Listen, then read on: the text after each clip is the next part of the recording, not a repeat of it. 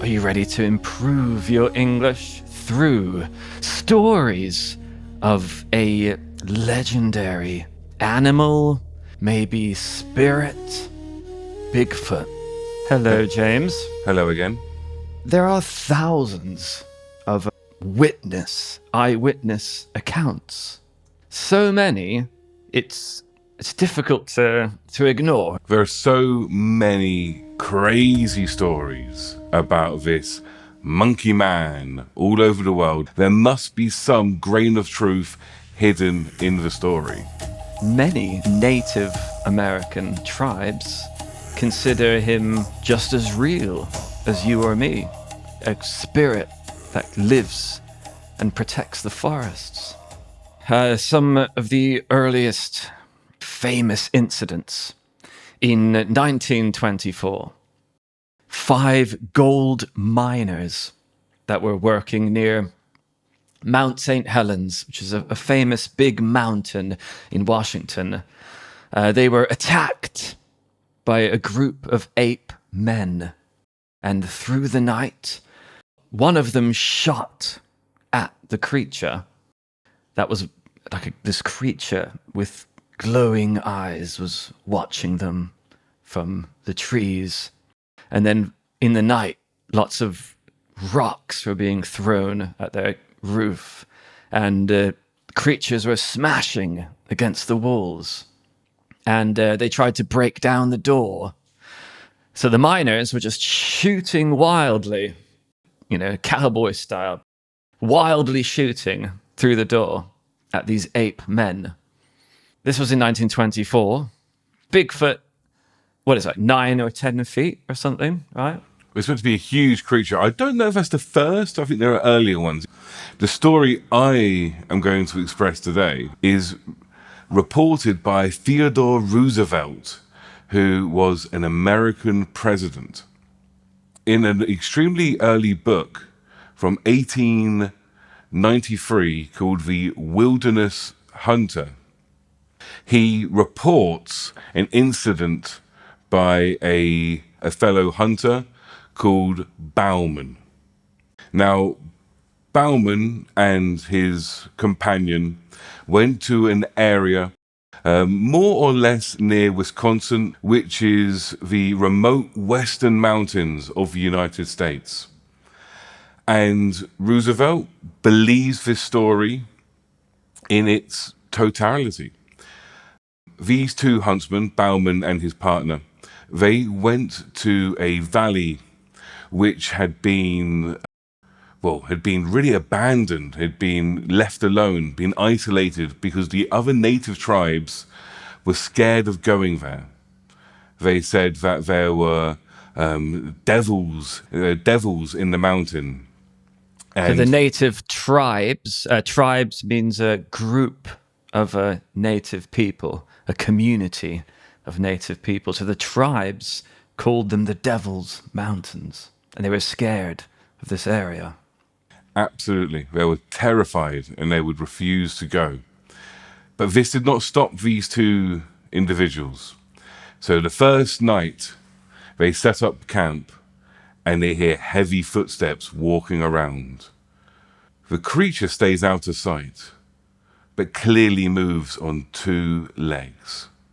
The next morning, they wake up with the sunlight and they discover that the camp has been disturbed. Things have been moved. There's something has definitely been inside the camp, and something which has been moving on 2 legs. The second night, there are more footsteps around the camp, and the creature becomes bolder, it seems. And as becomes what? Bolder. Bolder, more braver. Braver, that's right, more confident. And absolutely, and starts approaching closer to the tent where they are sleeping. They wake up in the morning, and the creature has been rummaging through their bags, looking in their equipment, trying to find something. Probably just curious. And they start feeling like they're being watched. They have an unsettling feeling that something is stalking them. Something is giving them attention. The final night, night 3, the creature returns and behaves aggressively. So aggressively that Bauman and his partner are frightened to sleep, and they take turns in one being awake and one sleeping. At dawn, Bauman leaves the camp briefly to check the traps which they had set.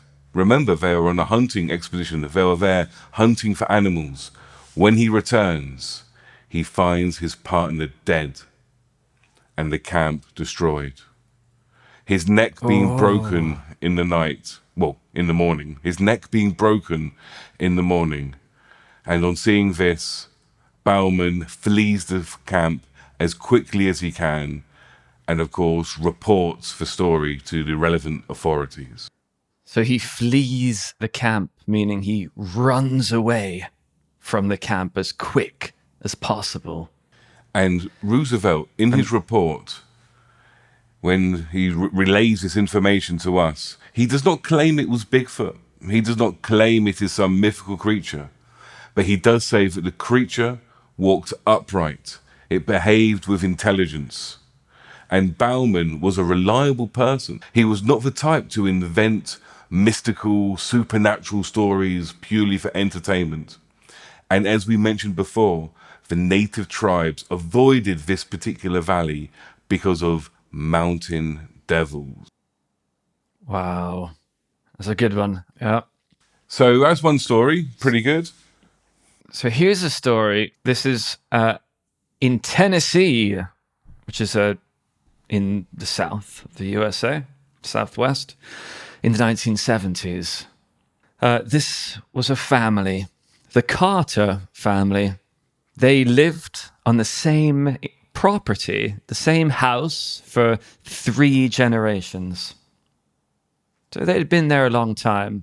It was a farm. The farm wasn't large, but it had everything they needed. They had chickens, they had goats, they grew vegetables, they had a few cows for some milk.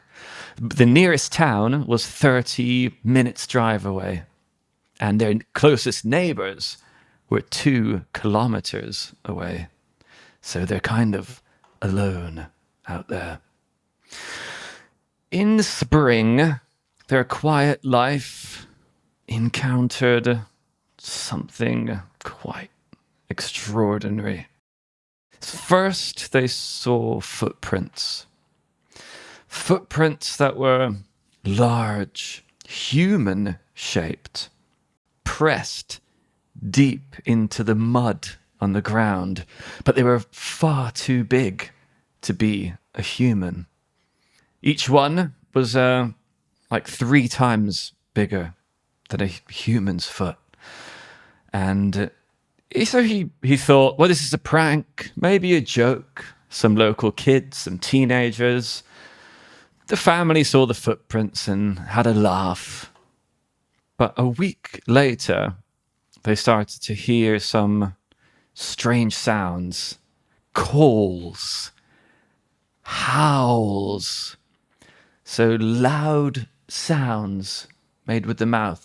How do you think a Bigfoot sounds, Nye? Or Do you think so? Like, ooh.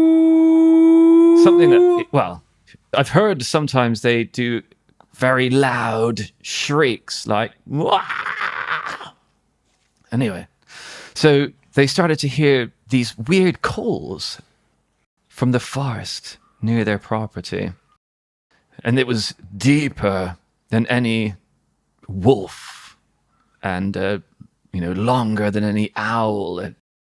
And every time the dogs would go crazy, the family's dogs barking and growling, and they always stood guard. And every night, the calls continued, and animals started to disappear. Farm animals. First, chickens disappeared. Then, the dogs vanished. including their big German shepherd that they had had in the family for a very long time, that had always protected the animals. They searched the property, but they never found him. Then a goat disappeared. And now, of course, the Carter family was, freaked out, frightened, like something was hunting on their land, something intelligent. Because like your story, James, it was avoiding the traps. They had put traps out. And the father of the Carter family started to sleep with a shotgun in his bed, and the children were always kept inside. The summer passed, and the calls continued, and nearly all of the animals were disappearing at this point. And then, in late August, towards the end of the summer, the mother had taken the children to town for grocery shopping. And the father was working in the fields. Just the oldest daughter remained in the house. She was 17 years old. She heard a noise from the barn, the big farmhouse. So she quickly went outside and she went in to the barn. A smell of something that she had not ever smelt before, like a very thick, like unnatural smell. And she saw it. In the center of the barn was a creature, a big figure. It was covered in fur, and it was bent over something on the ground. It was a goat, and it was eating the goat, which was dead. Her mind went blank. She couldn't move, frozen, looking at the creature with blood all over its mouth.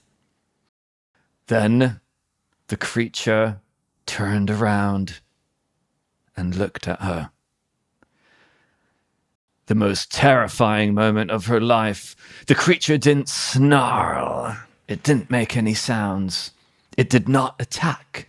It just looked at her. Without stopping, without blinking. The face was described as almost human, but slightly more ape-like.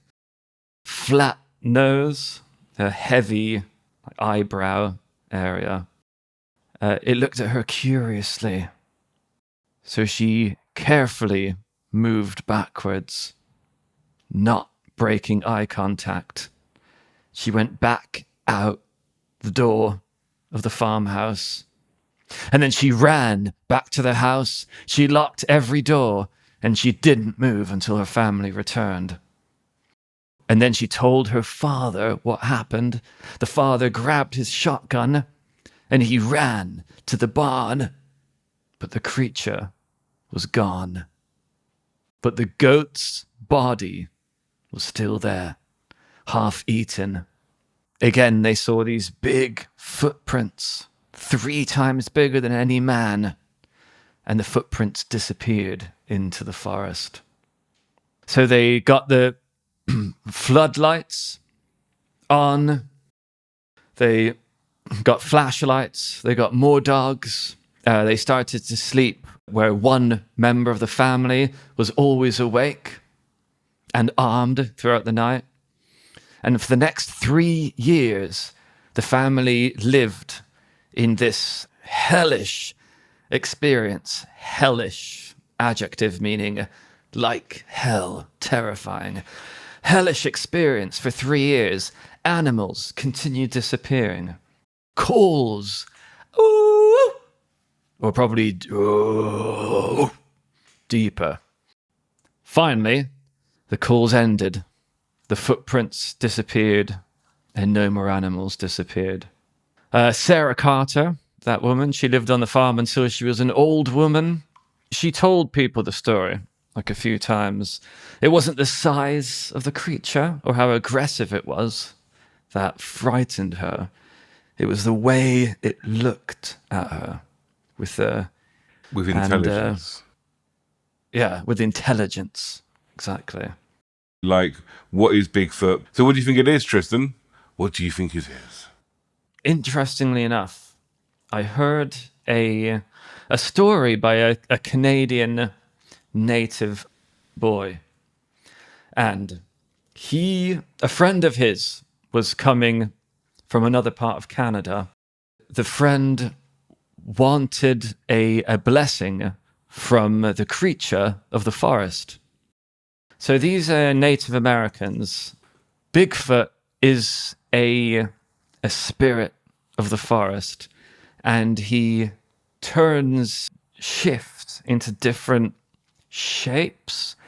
And the Native Americans have always, when you kill something, when you hunt something and kill something in the forest, you like ask the permission of the presence of Bigfoot, the spirit of it, and you also give gifts in return. And apparently they were used to leave tobacco and some like candy. They'd leave it out. So his friend, this was like recently, his friend came from a different part of Canada. They went together deep into the forest and they left tobacco out, left some candy out, and they said a kind of native prayer. And he said straight away he heard big trees and pieces of wood like snapping, and he just felt the presence right near him. And he says they got out of there quite quickly, but he looked and he saw like a mother Bigfoot like holding a young one just as they were like going out of the forest. Is this And a real he had story? Yeah, this is according to a Like- Native American. And so for him, these creatures are like the protector and the voice of the forest, somewhat. And they're usually kind. But he says when the white man came, the white man hunted in a disrespectful way and never like thanked the spirits of the forest. So perhaps Bigfoot was a bit more aggressive towards the white man, I think that's fair to say. or people who hunted. Yeah, or people who hunted in a way that wasn't respectful to the forests. Almost every culture has this idea of like the spirit which lives in the wilderness, the spirit which lives in the forest. This native boy, well, his wife was pregnant, and in his dream, he saw Bigfoot, and Bigfoot was just sitting there, like peacefully, and next to him was a little girl. And Bigfoot said, "This girl's name is a Lightning Girl." That sounds like a superhero name.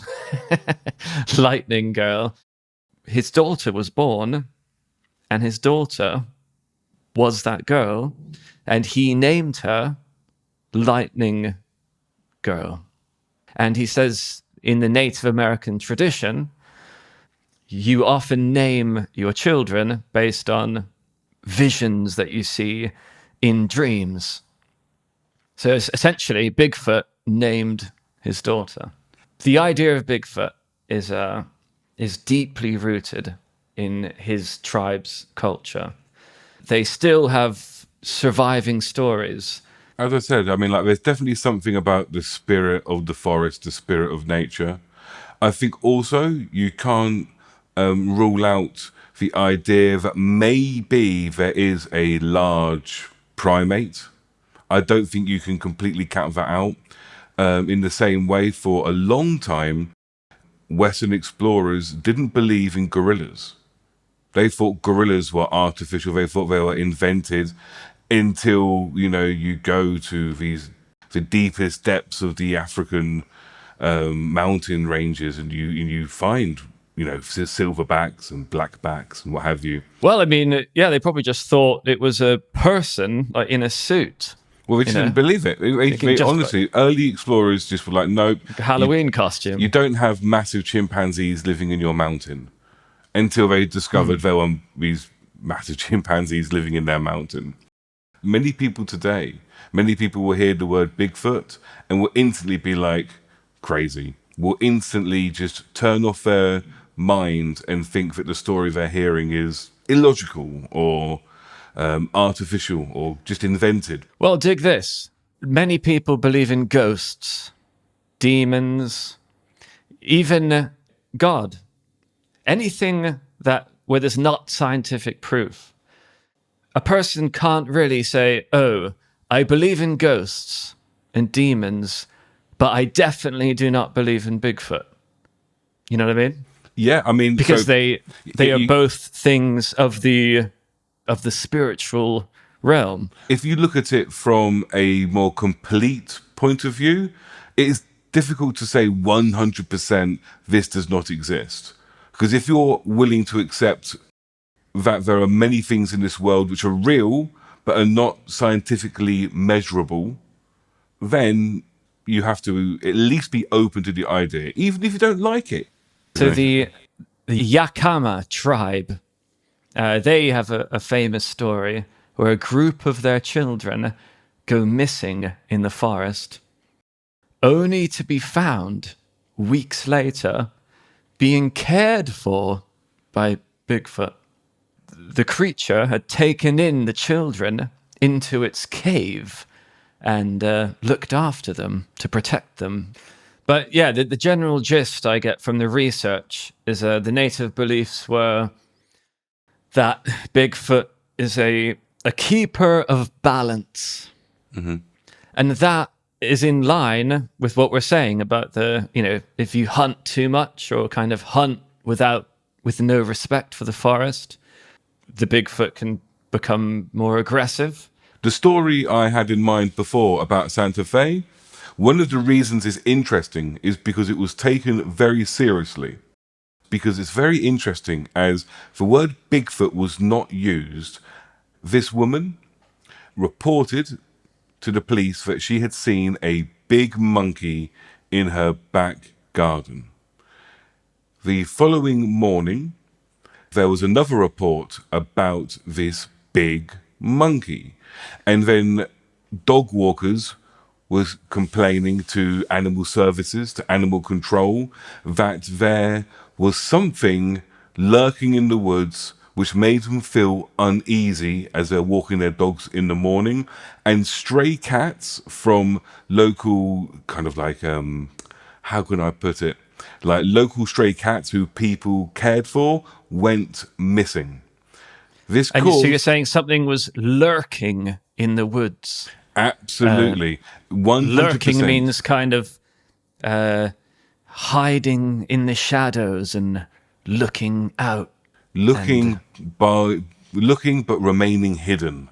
Absolutely. Yes. And lurking in the shadows. Go on. And so much so that they reported it in the news about this humanoid chimp creature which was stealing cats. Now, animal services told people not to go looking for the creature, identified it as being potentially hostile and not to approach the creature. And nothing was ever discovered of this creature. They went looking for the animal and there was just no evidence. It disappeared. And I think it's very interesting that because the word Bigfoot or Sasquatch was not used, people took it seriously, because a big monkey in your back garden is a genuine problem.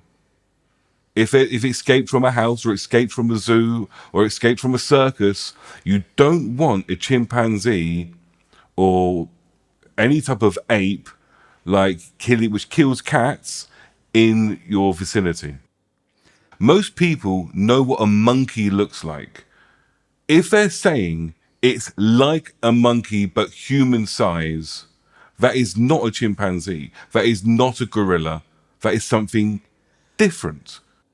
That is a person called James. Yeah, chimpanzee that. So there was this monkey, right? Yeah, go on. I'll tell this story, this monkey story. So there was a bank, normal day, everything's going as you would imagine. Then suddenly, these bank robbers burst in the front door. They're waving guns about and they're, throwing their empty bags, ready to be filled with sweet dollar bills. Put the money in the bag, put the money in the bag. Everybody's freaking out, throwing themselves to the floor. Panicking. Yeah, exactly. Yeah, on the floor. Holding their heads, crying as as a whimpering child is there, pressed against their bosom. Anyway. Yeah. Texting their family, just like, I love you. Expecting Exactly. the worst. Terrifying situation. The bank robbers are in the bank. And then... Monkey bursts in the front door. Monkey walks up to the counter, takes the gun, which has been resting on the counter. The bank robber, obviously preoccupied with people, with police maybe. Don't touch that phone. The monkey picks up the gun and then picks up a bag of money. The people, shocked. Where's this monkey? He saved the day. This monkey's a hero. He turns around, points the gun at everybody in the bank and backs out, stealing the money himself. When the monkey got out the bank, he just takes his costume off. And he's just a very athletic, smallish man. And he just runs away in the car. Yeah, like one of those really small, kind of like Chinese acrobats with perfect muscle density. Yeah, just unbelievable. It's just it's like a freak of nature in the best possible way. So they have recordings of Bigfoot. The most famous ones are called the Sierra Sounds, which were captured in the 1970s. It's audio recordings, and it was two men.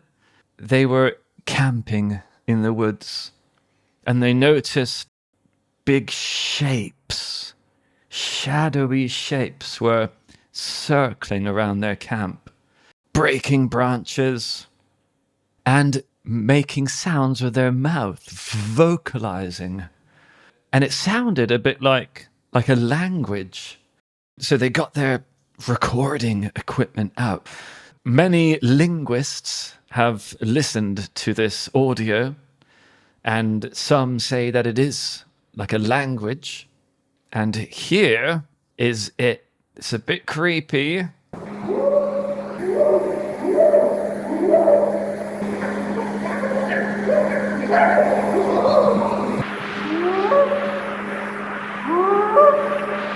Okay, so thank you, James. Well done, everyone, for improving your English today, listening to natural conversation, wonderful, fascinating stories. Thank you, James. Thank you very much. A pleasure as always. And have an amazing day, everyone. And catch you next time in the transcript. Transcript is on the website. Link in the description. Ta-ta. Cheerio.